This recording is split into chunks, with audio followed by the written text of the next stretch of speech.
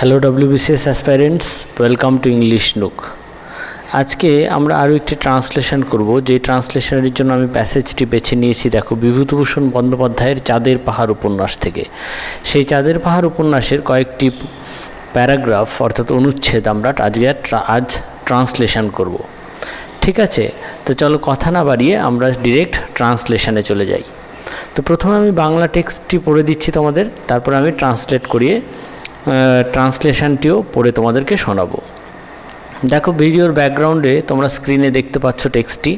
আমি যে টেক্সটটি তোমাদের প্রথমে পড়ে দিচ্ছি, অর্থাৎ একটি করে প্যারাগ্রাফ পড়ে দেবো, তারপরে আমি সেই প্যারাগ্রাফের তোমাদের ট্রান্সলেট করে দেবো। ঠিক আছে?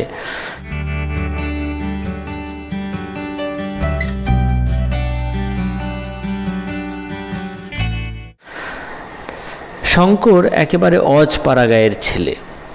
এইবার সে সবে এফএ পাস দিয়ে গ্রামে বসেছে। কাজের মধ্যে সকালে বন্ধুবান্ধবদের বাড়িতে গিয়ে আড্ডা দেয়া, দুপুরে আহার আনতে লম্বা ঘুম, বিকেলে পালঘাটের বাউরে মাছ ধরতে যাওয়া। সারা বৈশাখ মাস এভাবে কাটাবার পরে একদিন তার মা ডেকে বললেন, শোন, একটা কথা বলি শঙ্কর, তোর বাবার শরীর ভালো নয়।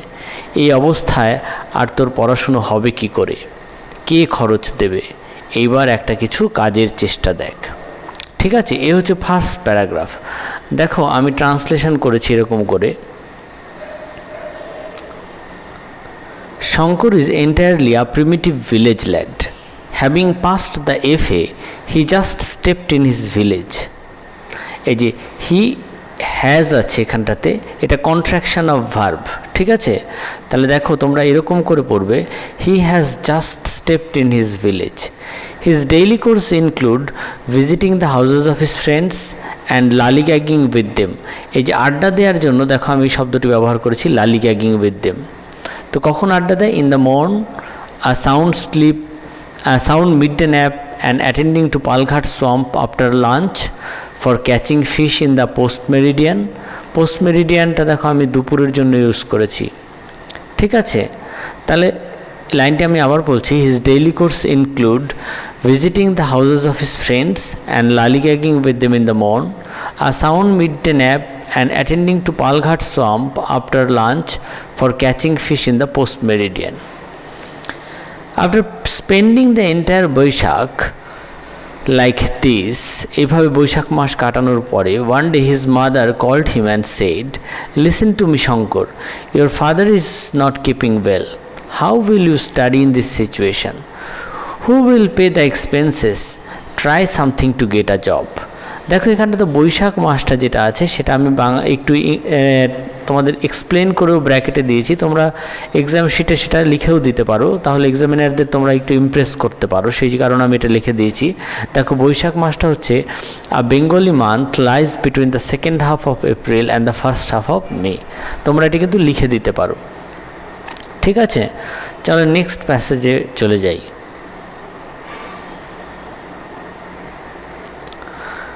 মায়ের কথাটা শঙ্করকে ভাবিয়ে তুললে।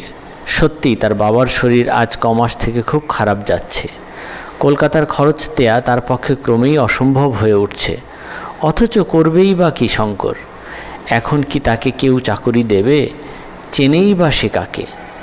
তো এই প্যাসেজটি দেখো আমি ট্রান্সলেট করেছি। Mother's words made Shankar think his father's health has really been bad for a few months.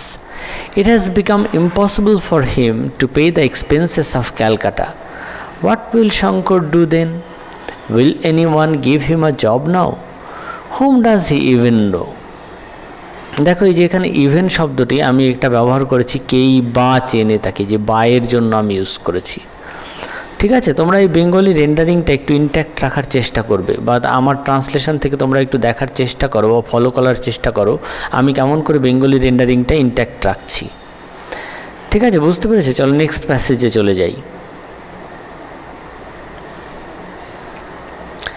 আমরা যে সময়ের কথা বলছি, ইউরোপের মহাযুদ্ধ বাঁধতে তখনও 5 বছর দেরি। 1909 সালের কথা। তখন চাকুরির বাজার এতটা খারাপ ছিল না। শঙ্করদের গ্রামের এক ভদ্রলোক শ্যামনগরের নৈহাটিতে পাটের কলে চাকুরি করতেন। শঙ্করের মা তার স্ত্রীকে চাকুরির কথা বলে এলেন যাতে তিনি স্বামীকে বলে শঙ্করের জন্য পাটের কলে একটা কাজ জোগাড় করে দিতে পারেন। ভদ্রলোক পরদিন বাড়ি বয়ে বলতে এলেন যে শঙ্করের চাকুরির জন্য তিনি সাধ্যমতো চেষ্টা করবেন। তো দেখো আমি করেছি, the time we are speaking of is 5 years prior to the Great War in Europe. It is of 1909. The job market wasn't that bad then. A gentleman from Shankar's village used to work at a jute mill in Shamnagar or Noihati. Shankar's mother told his wife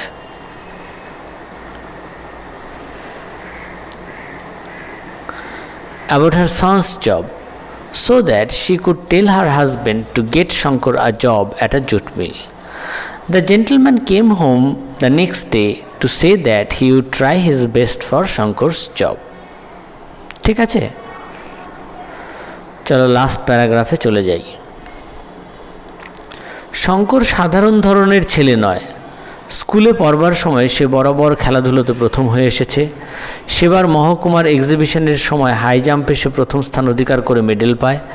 ফুটবলে অমন centre forward ও অঞ্চলে তখন কেউ ছিল না। সাঁতার দিতে তার জুড়ি খুঁজে মেলা ভার। গাছে উঠতে, ঘোড়ায় চড়তে, বক্সিংয়ে সে অত্যন্ত নিপুণ। কলকাতায় পড়বার সময় YMCতে সে রীতিমতো বক্সিং অভ্যাস করেছে।